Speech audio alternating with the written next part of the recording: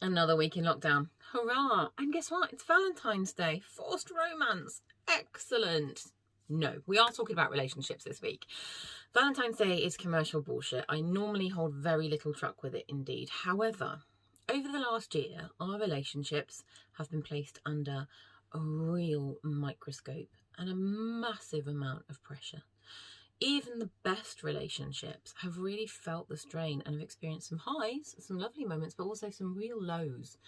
A lot of people are saying to me things like, I'm just hanging in there to the end of this to see if there's anything left, but at the moment I'm too knackered to even think about it. I can tell you now, if you don't take a moment to do something positive, there isn't going to be anything left at the end of it. So this year, just this once, even my black heart is going to say, let's use it as an opportunity to do something nice for our partners. Even if you don't know where it's going, being kind, making an effort, showing appreciation can't do it any harm, especially under such difficult circumstances. So this week, I want you to think about that and what that looks like. First up, love is not a noun. You don't fall in love. It's not something that happens to you.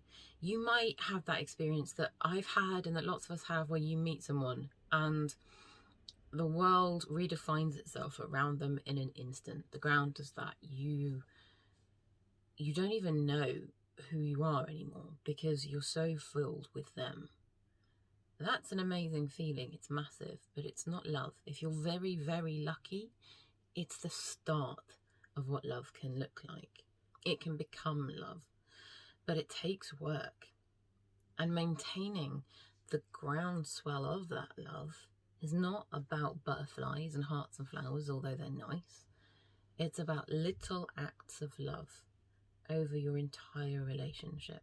Relationships end when we stop trying to love one another, not when we stop falling in love with one another. So what does love look like? It looks like something different for all of us. There's something called the 5 love languages. Go and look them up. They are basically a map, a roadmap of how most of us like to give and receive love. So you might be someone who likes presents. That's how you feel loved. But your partner might be someone who likes acts of service. So they're there putting up shelves thinking, I am showing her how much I love her right now. And you're thinking, stop putting up shelves and buy me a necklace. You might be someone who really values quality time, while your partner is far more interested in a different type of love. And it can lead to real discomfort. Those are the times when presents go wrong at birthdays, when nights out go wrong, because you're not on the same page. It doesn't mean that your type of love is wrong or their type of love is wrong, just that it's different. And by understanding how the other person needs to feel loved, or what they need to feel loved, you can transform your relationship really, really quickly. Really, really quickly.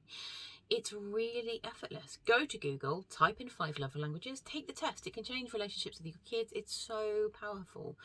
But it does take you wanting to make those steps. And it does take you choosing to do love in a different way if you're maybe not matching up at the moment. It's a great tool. It's really powerful. Give it a go. The next one on there is appreciation. Appreciation, everybody likes appreciation. But when we've been living together for a while, when we're under pressure, when we're stressed, when we're tired, when we're caught up in the day-to-day, we forget to do it. My husband gets up almost every day with our baby daughter, and I very rarely get up. I really appreciate that. It's one of the foundational things in our relationship that I'm grateful for. He also brings me a coffee most days, and I'm grateful for that. He creeps it under the door like a ninja because they know if they wake me up, there'll be rage. I'm very grateful that they don't wake me up every day and that I get a coffee. I'm very lucky to have that. I could lose sight of that. I could think, well, he knows I'm grateful, I've told him before. But we need to hear it again and again and again. So the way you do it is you say, I appreciate this. I appreciate that you go to work every day for this family in a job you don't like or is dangerous. It's important to recognise those things. Don't take it away with, but you're doing it to, that's what a man does, isn't it? So you shouldn't expect gratefulness for it. That's not very kind. And don't take it away by saying, well, I really appreciate that you cleaned the house earlier. If only you'd done the dishwasher right. That's snipey and unnecessary. If you want it done right, do it yourself. If somebody else has made an effort to try and do things for you, say thank you. be kind and appreciate the things you do like about your partner. Your kids, it makes such a difference. I've said it before, I know I have, but it's the most powerful thing that you can do for your relationship is show it appreciation, even if you don't feel like it right now. Next up, might make a few of you a bit uncomfortable. Intimacy is important. It really is important in a relationship. And I'm not saying this week, it's Valentine's Day, put out.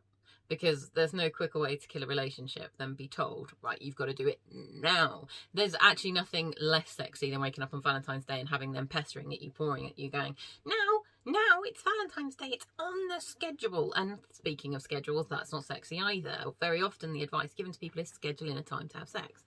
It can work if you're very busy and you're tired and you've both kind of lost the habit of it.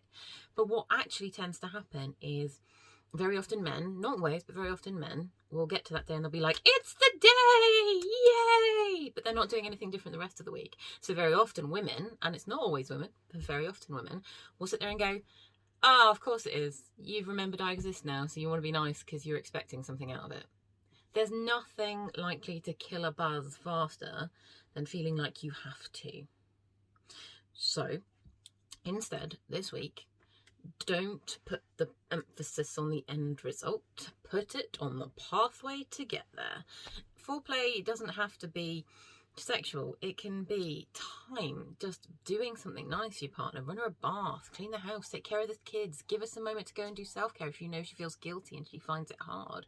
Make a bit of an effort to do things and try and do it a different way. But guys, that's your side.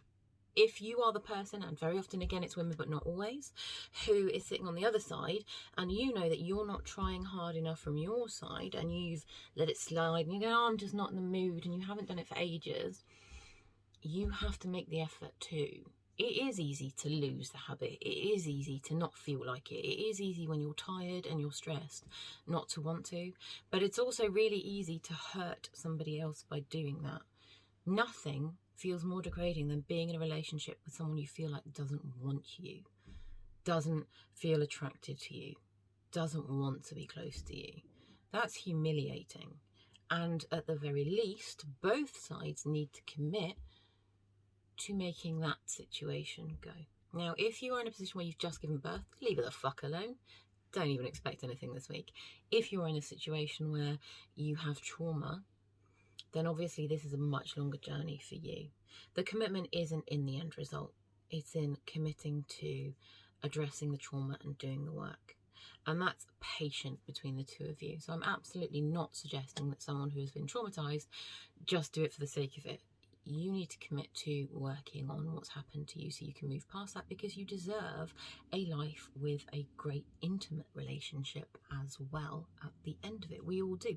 Intimacy is, I've said it before, great for your bones, great for your body fat, great for your heart, great for your mental health, great for your longevity, great for your ability to build new neural pathways, great for your overall mood. It is actually a really, really, really good way of having a really, really good day if you do it right. But you have to commit to it and you have to try. So do it for your sanity, if nothing else. And finally, think about what you want from your relationship moving forwards, and think about how you can make that happen. Think about how you get to that stage. Very often we go into relationship therapy and we try and get some help with things, and we're like, right, well, I need you to do this and I need you to do that. You need to tell him that he's not getting this right. That's not how relationship therapy works. It's not how a relationship works. If you want things to change in your relationship, if you want them to be different, you need to own that change. You need to be the difference. And you need to do it without an expectation of something coming back. Love is not reciprocal. Real love is being kind and respectful and patient and gentle and saying sorry when you fuck up without expecting the other person to do the same for you. So try that this week.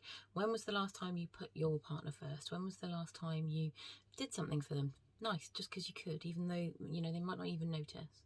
That's love.